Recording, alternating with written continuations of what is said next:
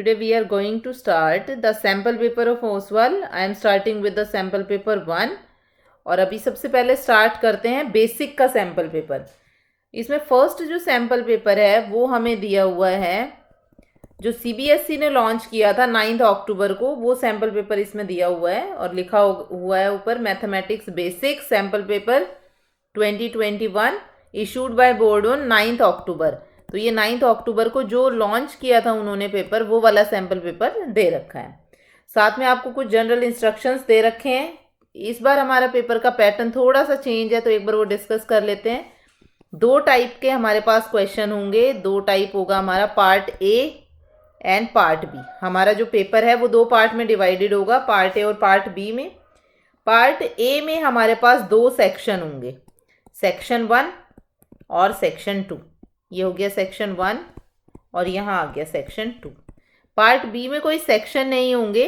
Part B में divided है question number 21 to 26, question number 27 to 33 और question number 34 to 36.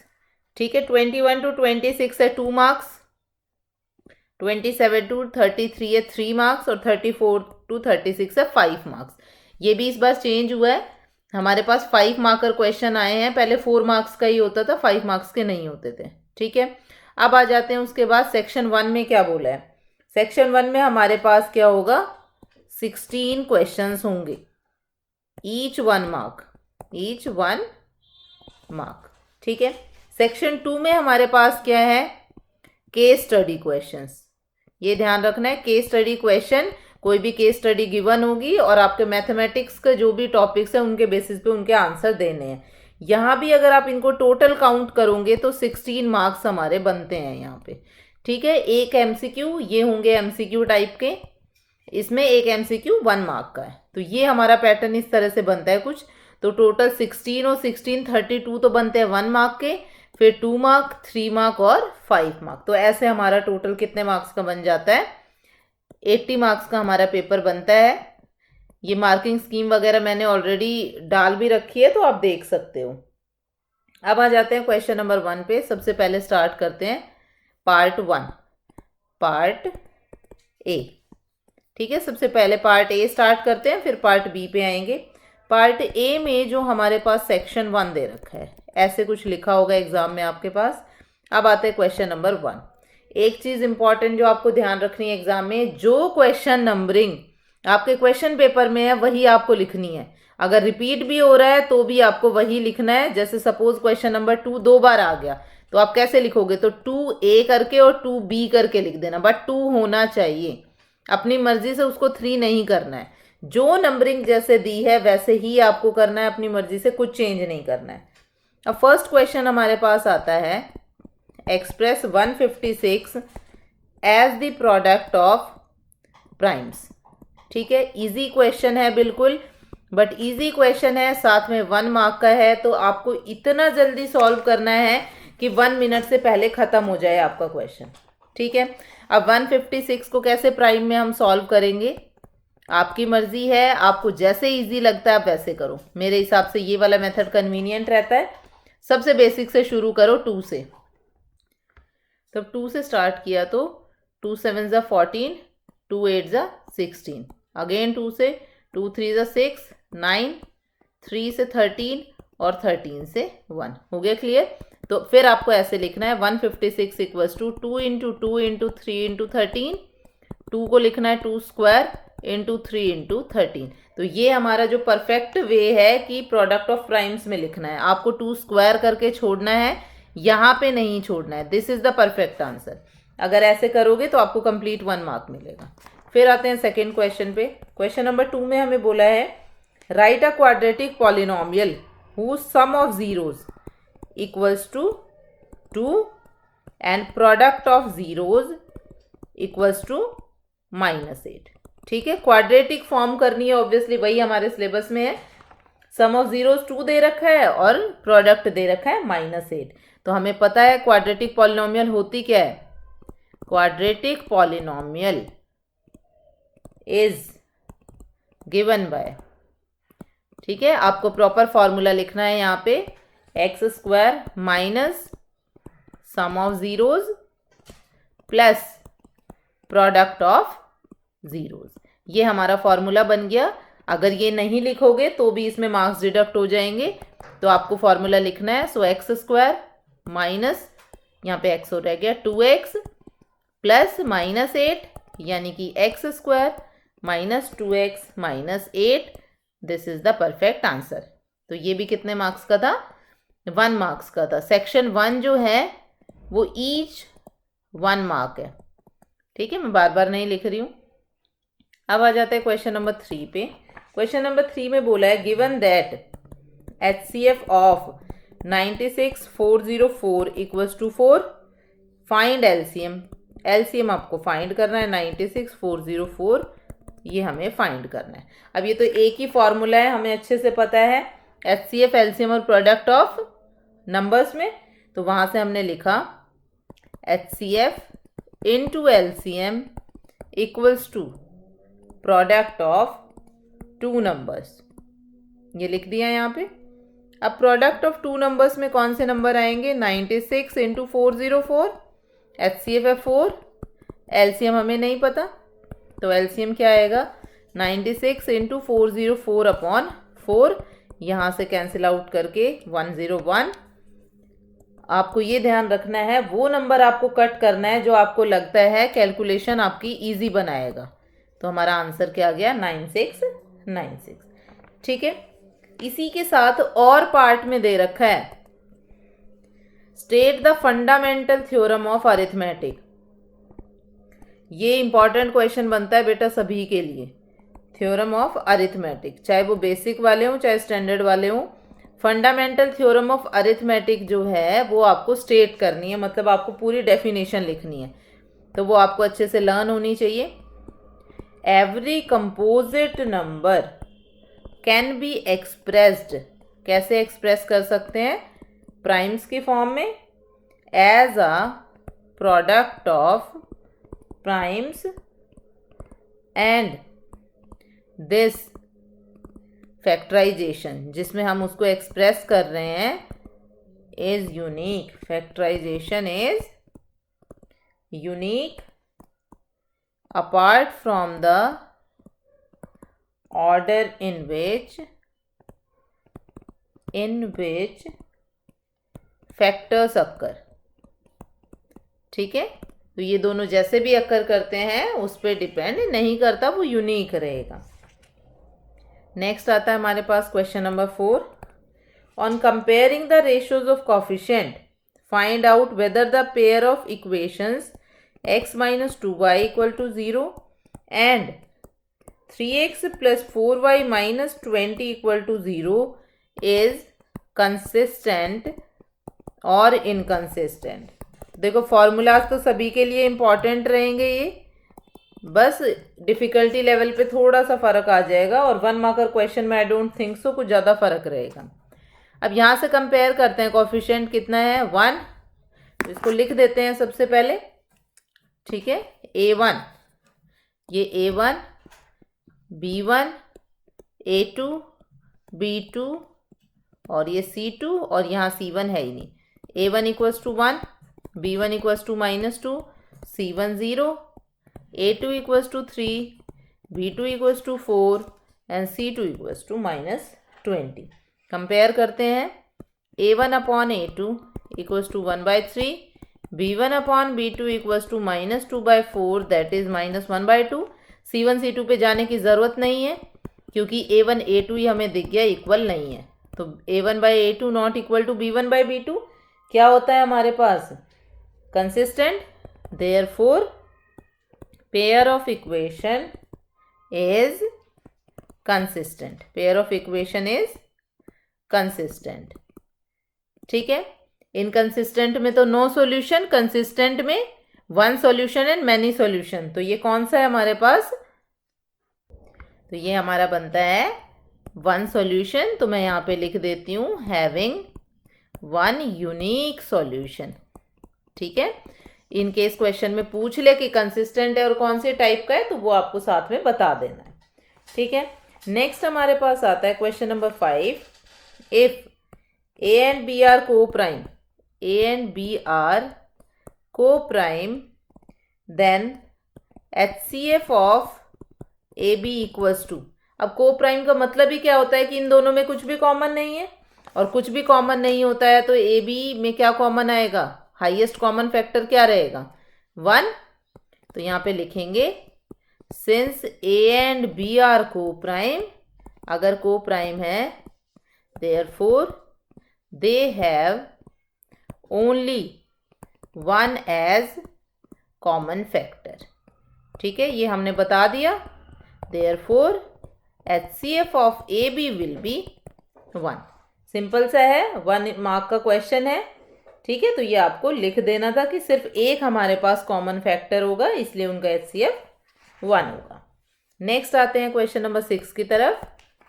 Question number 6 में बोला है find the area of a sector of a circle with radius 6 centimetre and angle को हम क्या लिखते हैं, थीटा, दैट इज 60 डिग्री, और पाई की वैल्यू बोलिए 22/7। ठीक है, फॉर्मूला हमें पता ही है, आपको लिखना है completely. Area of sector equals to theta upon 360 degree into pi r square. Theta कितना है, 60 degree upon 360 degree, clear, into pi is 22/7, r is 6 square. Cancel out करना है, जैसे आपको बेटर लगता है आपको वैसे करना है। ये आ गया 6, ये बना 1/6 इंटू 22/7 इंटू 6 इंटू 6।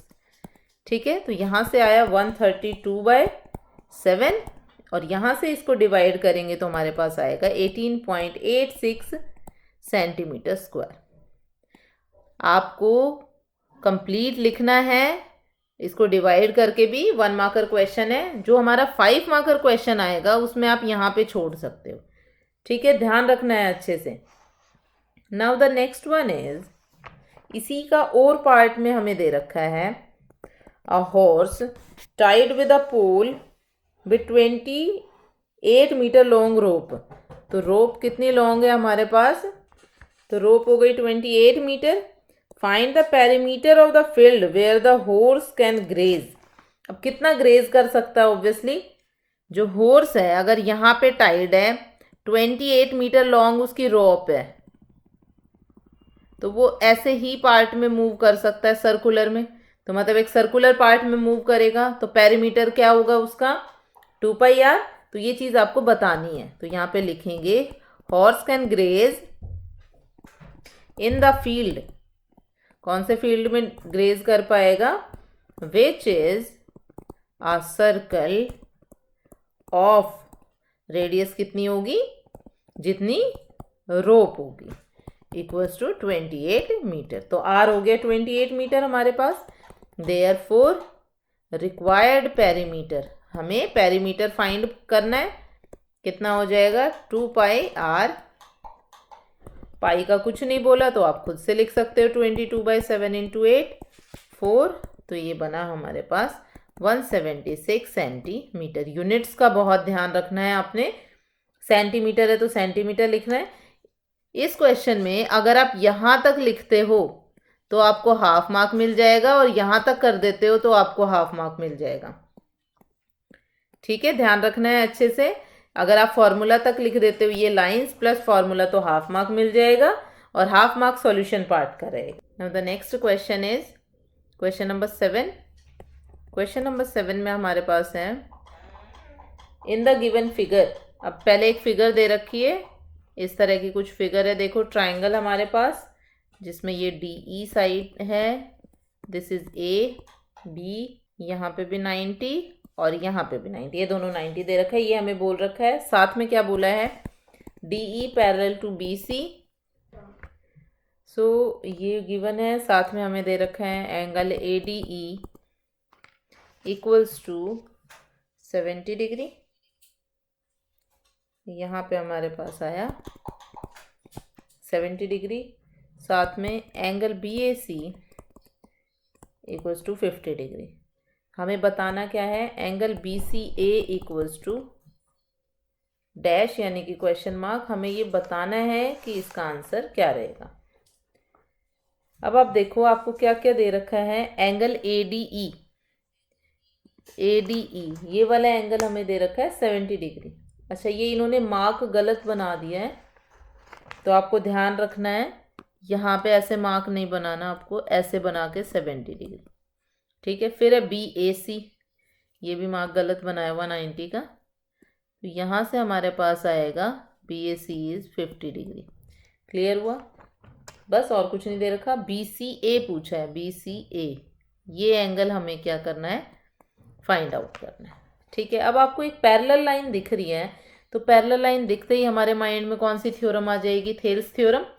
ठीक है, तो थेल्स थ्योरम हमारी क्या कहती है कि ये दोनों लाइंस पैरेलल है ना, और दे भी रखी है, और कन्वर्स भी हमें पता है। तो कन्वर्स क्या कहता है, अब इसमें देखो, इसमें हमें डी ऑलरेडी पैरेलल दे दिया है, तो हमें थ्योरम की ऐसा कोई ज़रूरत नहीं पड़ेगी। हाँ, एक चीज़ हमें पता है, DE parallel to BC and AB is a transversal है, तो दोनों एंगल इक्वल होंगे। Therefore angle ADE equals to angle ABC equals to 70 degree, reason being corresponding angles. ठीक है, दोनों एंगल हमारे पास इक्वल हो गए। ये एंगल हमारे पास कितना आ गया, 70 डिग्री। अब देखो, इन ट्राइंगल ABC हमारे पास क्या है, angle A plus angle B plus angle C equals to 180 degree. A is 50 degree, B is 70 degree, C हमें नहीं पता, equals to 180 degree. This implies angle C equals to 180 minus 120, that is 60 degree. और angle C को क्या name दे सकते हैं, angle BCA equals to 60 degree. आपको ये देखना है कौन सी प्रॉपर्टी से क्वेश्चन आपका कितना शॉर्ट बनता है।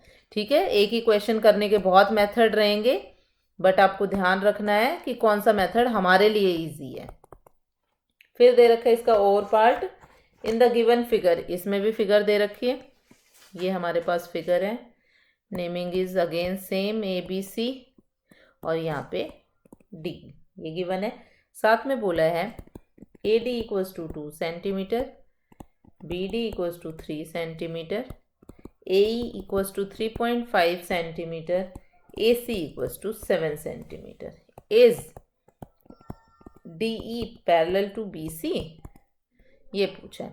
अब सबसे पहले देखो, ये दोनों गिवन है, निकालें सबसे पहले AD अपॉन BD, तो हमने लिखा equals to 2/3, AE by AC equals to 3.5/7, cut होके कितना आ जाएगा, अच्छा AE बाय AC है, ध्यान से देखना है, तो ये आया 3.5/7, तो ये टोटल हो गई 7, और ये है 3.5। हमें चाहिए क्या, EC,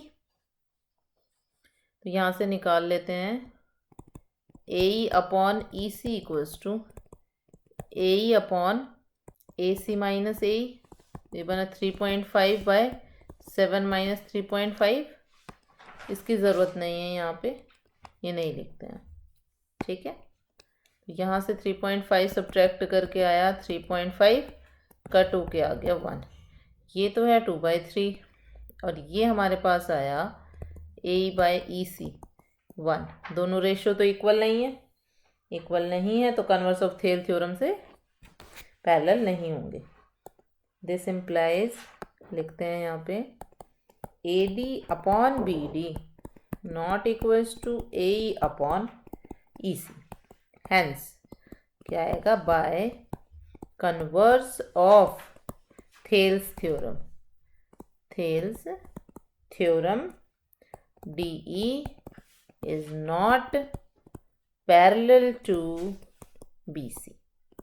ठीक है, अब इसमें आप जो ये रेशो फाइंड किया है यहाँ तक, ये हाफ मार्क बनता है, और ये एक्सप्लेनेशन का हाफ मार्क बनता है, तो आपको ध्यान से करना है, दोनों चीज़ें अच्छे से करनी है। Question number 8 is the cost of fencing a circular field at a rate of 24 rupees पर मीटर। अब फेंसिंग है, पर मीटर है, तो ये तो आपको भी दिख गया होगा, पेरीमीटर की बात है। Is rupees 5280, find the radius of the field. Find radius of field. अब सर्कुलर फील्ड की बात है, ठीक है, तो पेरीमीटर क्या होगा उसका 2πr। तो यहाँ पे लिखते हैं cost of fencing equals to cost में भी क्या आएगा हमारे पास, टोटल कॉस्ट ऑफ फेंसिंग, वो हमारे पास आ जाएगा लेंथ ऑफ फेंसिंग।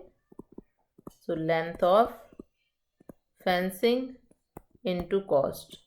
अब लेंथ ऑफ फेंसिंग का मतलब क्या है हमारे पास यहाँ पे, सरकमफेरेंस इनटू कॉस्ट।